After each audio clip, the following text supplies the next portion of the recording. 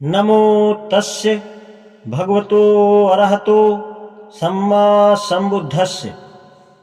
संसार का विकास हुआ है, ईश्वर ने नहीं बनाया।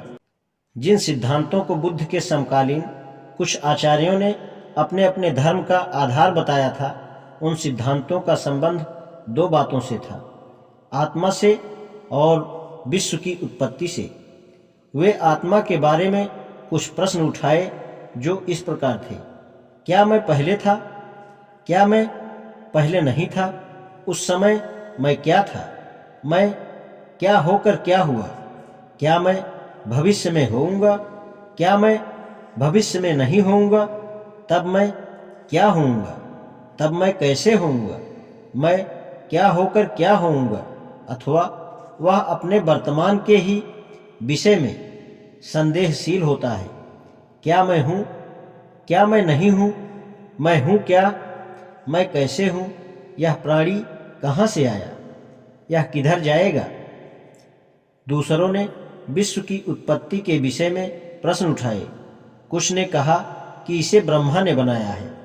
दूसरों ने कहा इसे स्वयं प्रजापति ने अपने आप की आहुति देकर उत्पन्न किया है। दूसरे आचार्यों ने कुछ दूसरे प्रश्न पूछे। संसार अनंत है, संसार अनंत नहीं है, संसार असीम है, संसार ससीम है। जो शरीर है वही जीव है, शरीर अन्य है, जीव अन्य है।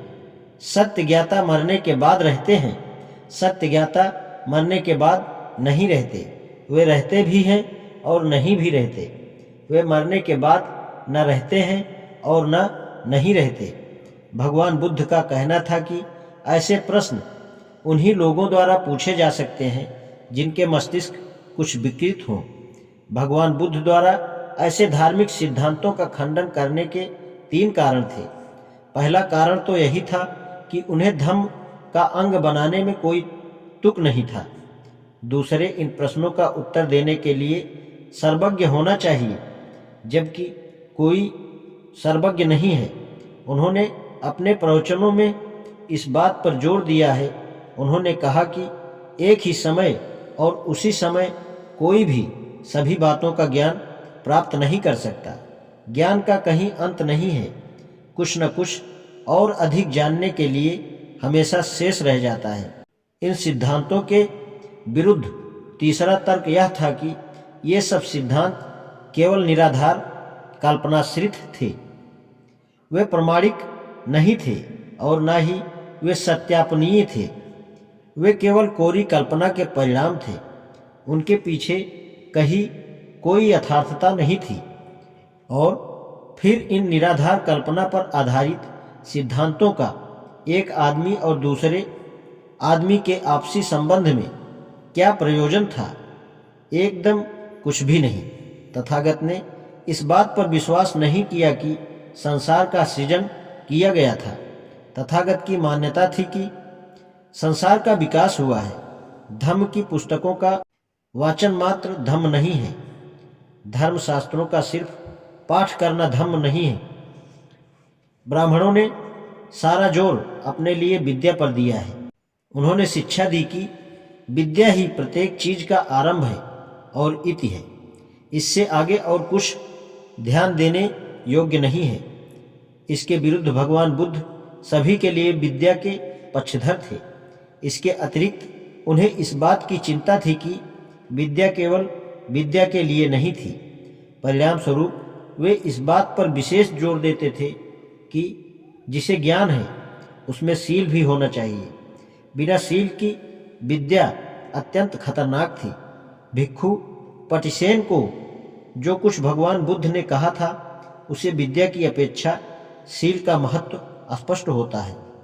पुराने समय में जब भगवान बुद्ध सावत्थी में विहार कर रहे थे, उस समय पटिसेन नाम का एक वृद्ध भिक्षु था जो स्वभाव से इतना अधिक मंदबुद्धि था कि वह एक गाथा भी याद नहीं कर पाता था।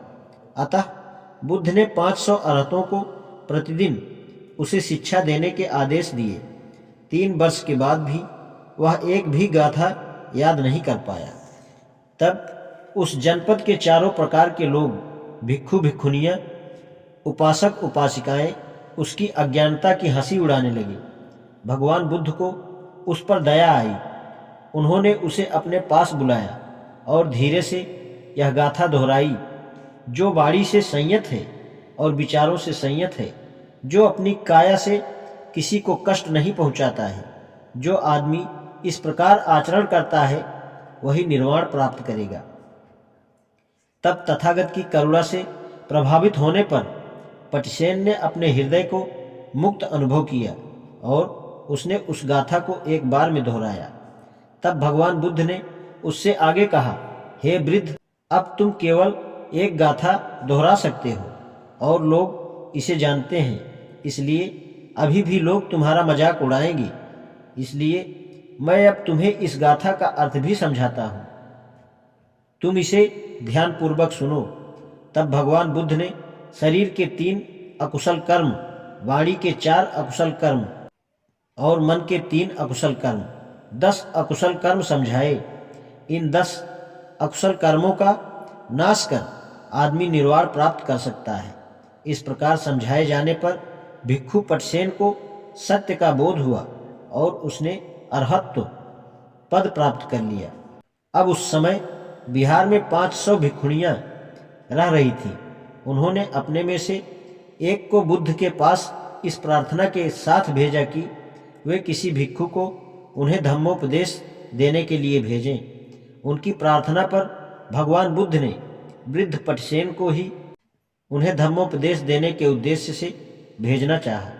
जब उन भिक्षुणियों को इसका पता चला तो वे सभी हंसने लगी। उन्होंने तय किया कि दूसरे दिन वृद्ध पटसेन के आने पर वे गाथा का उल्टा उच्चारण करके उस वृद्ध को भरमा देंगी और लज्जित करेंगी। दूसरे दिन जब वृद्ध पटसेन आया तो छोटी बड़ी सभी भिक्षुणियों ने उसका अभिवादन किया और इसके बाद वे आपस में एक दूसरे को देखकर मुस्कुराने लगी। तब बैठने पर उन्होंने वृद्ध पटसेन को भोजन कराया।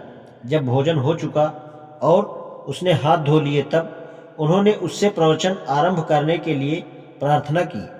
उनके प्रार्थना करने पर वृद्ध पटसेन ने ऊंचे धम्मासन से उतरकर नीचे स्थान ग्रहण किया और अपना प्रवचन आरंभ किया। बहनों, मेरी बुद्धि कम है, मेरा ज्ञान बहुत कम है। मैं केवल एक गाथा जानता हूँ, मैं वही दोहराऊंगा और उसका अर्थ समझाऊंगा। तुम ध्यान से सुनकर उसके अर्थ को धारण करो। तब सभी भिक्षुणियों ने उल्टे क्रम से उस गाथा को कहने का प्रयास किया, लेकिन यह क्या, उनका मुंह ही नहीं खुल सका और वे लज्जा से भर गई। उन्होंने अनुताप में अपने सिर नीचे झुका लिए। तब भगवान बुद्ध से प्राप्त शिक्षण के अनुसार वृद्ध पटसेन ने उस गाथा को दोहराकर उसकी व्याख्या करनी शुरू की। उनके प्रवचन के शब्द सुनकर सब भिक्षुणियों को आश्चर्य हुआ। उस उपदेश को सुनकर वे बहुत प्रसन्न हुई। उन्होंने उसे हृदय से ग्रहण किया और वे अरहत हो गई। आज इतना ही। नमो बुद्धाय।